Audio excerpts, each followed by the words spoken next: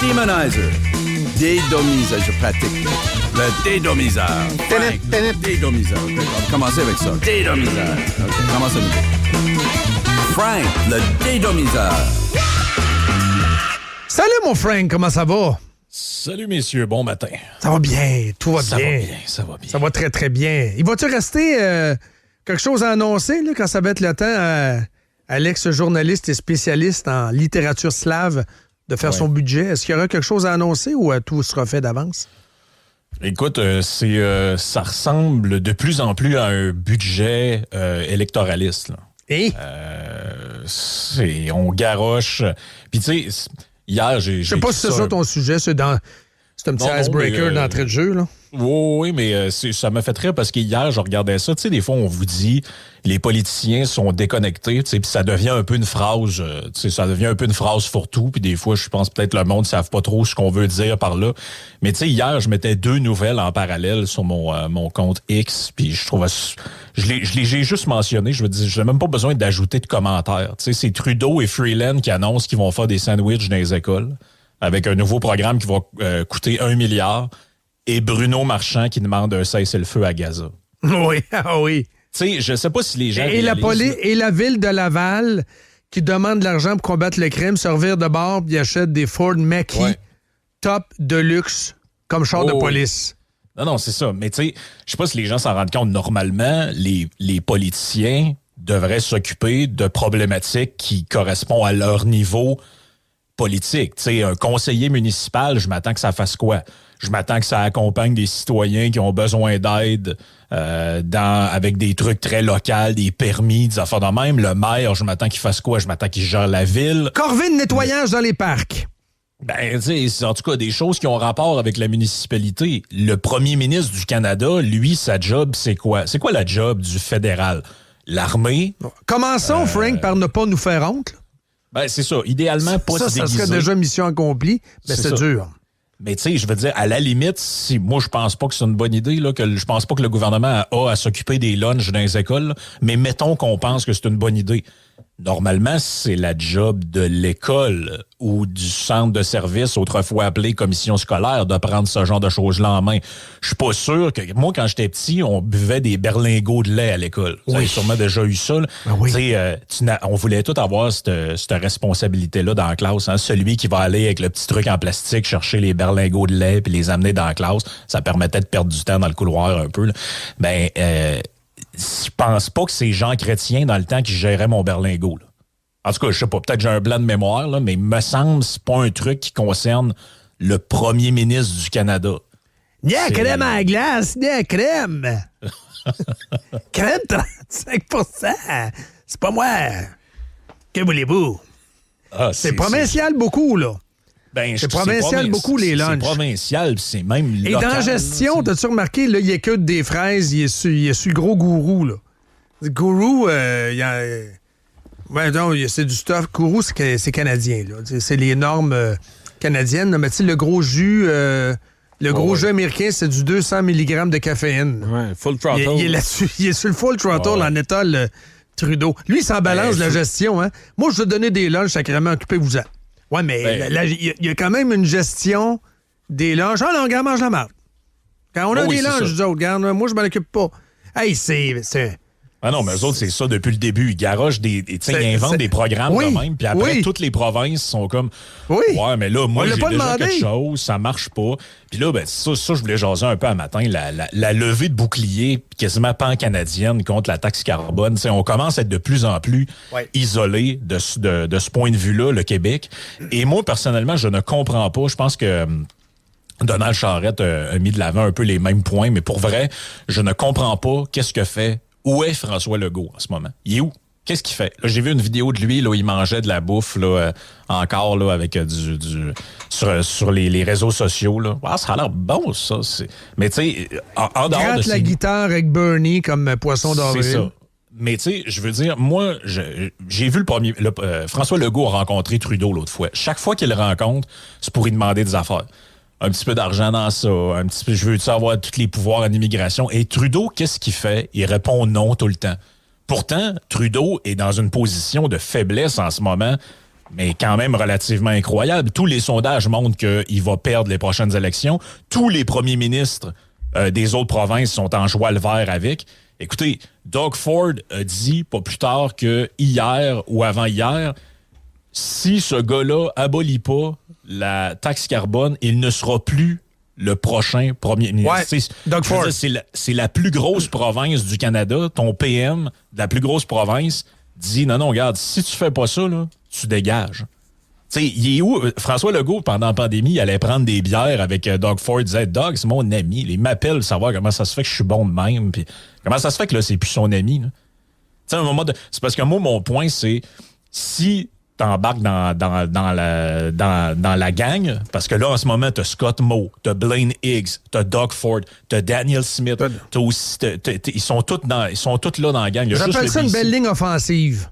Ben, c'est ça, mais moi, si j'étais Legault, puis ou si j'étais Koskinen, là, qui pense à ces trucs-là, je dirais, écoute, on embarque avec eux autres, même si officiellement la taxe carbone ne s'applique pas à 100% chez nous, on embarque avec eux autres, puis en échange, moi, je le négocie qu'ils vont me supporter dans mes autres demandes avec le fédéral. C'est ça la négociation interprovinciale, puis c'est ça faire partie d'un pays. Parce que puis lui, il aurait beau jeu de faire ça, parce que moi, si j'étais lui, qu'est-ce que je ferais? Je dirais, regardez, là, le PQ, là, eux autres, ils rêvent au pays avec le budget de l'an 1, puis tout ça. Moi, pendant ce temps-là, qu'est-ce que je fais? J'essaie d'avoir des gains concrets. C'est ça. Ben, c'est ça. J'essaie d'avoir des... Ben non, qu'est-ce qu'il fait? On le sait pas. Il fait une vidéo avec Bernard Drainville. On promet des petites mesurettes à gauche, à droite, un toit sur le stade olympique. Tu sais, des affaires qui sont comme un peu insignifiantes. Se battre contre des jeunes qui mettent des T-shirts en anglais. Ben oui, c'est ça. Wow. On a besoin de super-héros pour gérer le Québec. À la place, on a un Robin en gougoune.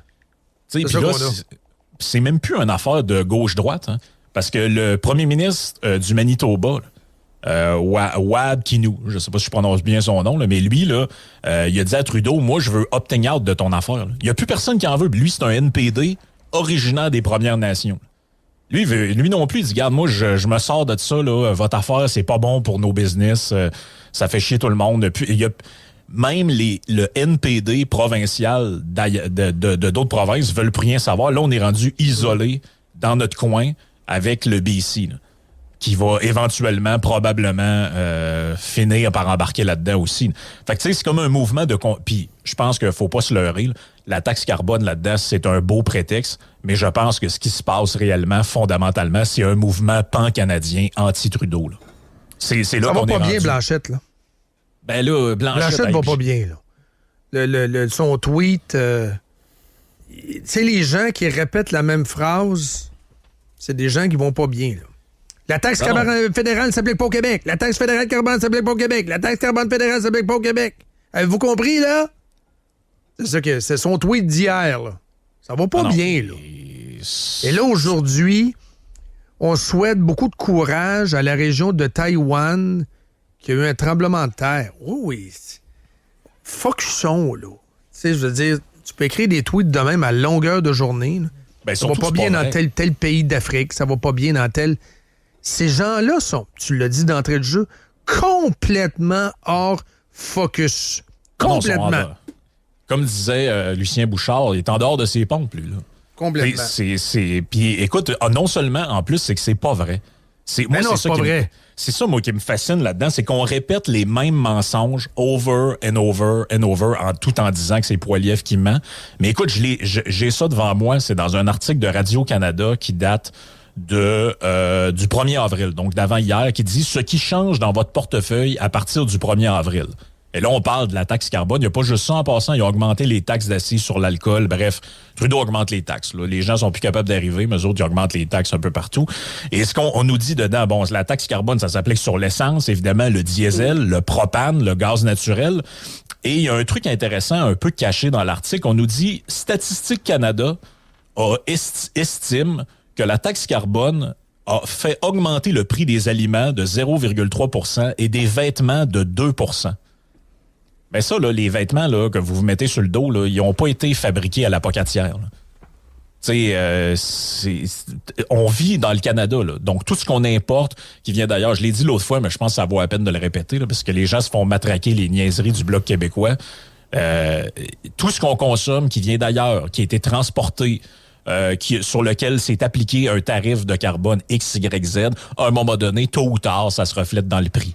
L'Ontario, notre partenaire numéro 1 au Canada, 1100 milliards d'échanges commerciaux par année. Oui, ça aura un impact. Mais lui, il veut tellement pas se coller sur Trudeau, mais il a tellement appuyé Trudeau. Il est fait à l'os, Blanchette, là. Il est complètement cuit. C'est connu, là. On a les dates des votes des bloquistes qui ont appuyé Trudeau, là.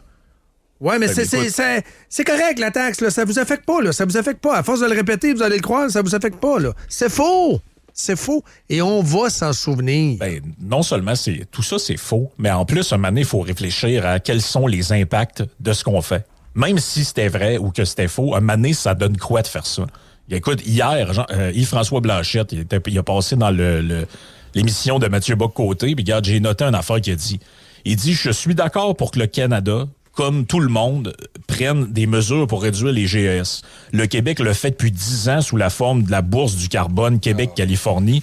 La Colombie-Britannique le fait, l'Europe le fait. Les arguments des adversaires de cette politique sous l'impulsion des conservateurs est d'un argumentaire irresponsable. Suggère un simple déni du dérèglement climatique. On paiera tous le prix de cet entêtement pétrolier. Là, on a un petit peu de conspiration là, au travers de ça, l'entêtement pétrolier. Si t'as un F-150 puis tu votes bloc, t'as un épais. C'est carrément ça. Vrai, oui, c'est carrément ça. C'est carrément ça. Là. C'est ça, là. T'es carrément dedans, Dom. Il crache exactement. Il crache au visage des Québécois ordinaires. C'est pas que t'es un épais, c'est qu'on te cache ce côté-là du bloc. Un manque de respect. Oui. Ce sont des idéologues maintenant. Oui. Des idéologues de pacotille. Avec une genre de conspi de pacotille. Ah, comment ils disent ça, Frank? L'obsession pétrolière, c'est quoi? Oui, l'obsession pétrolière. Ouais. Wow. L'entêtement pétrolier. L'entêtement pétrolier. L'entêtement pétrolier. On est dans quelque chose de... Puis c'est ça leur technique, hein? Ils répètent constamment les mêmes affaires, même si elles ont été démontrées fausses. T'avais le gars de... Justement, sur le même sujet, le gars là, qui arrête pas de questionner, c'est toujours écrit selon un expert, mais à chaque fois que tu cliques, c'est toujours lui, le Pinot, pas tant de choses. Là. Oui. Ben lui, là, il a écrit encore. Ça, c'était encore dans un article de Radio-Canada hier matin. Il a écrit la chose suivante. L'ironie, c'est probablement que les consommateurs d'essence à la pompe ne verraient pas forcément une grosse baisse si on annulait les taxes sur l'essence ou la taxe carbone et autres, parce que les détaillants en profiteraient pour simplement ajuster les prix à la hausse, a affirmé Pierre-Olivier Pinault. Ça a été... C'est faux, ça. C'est faux. En Ontario, c'est pas arrivé. C'est pas arrivé en Alberta non plus.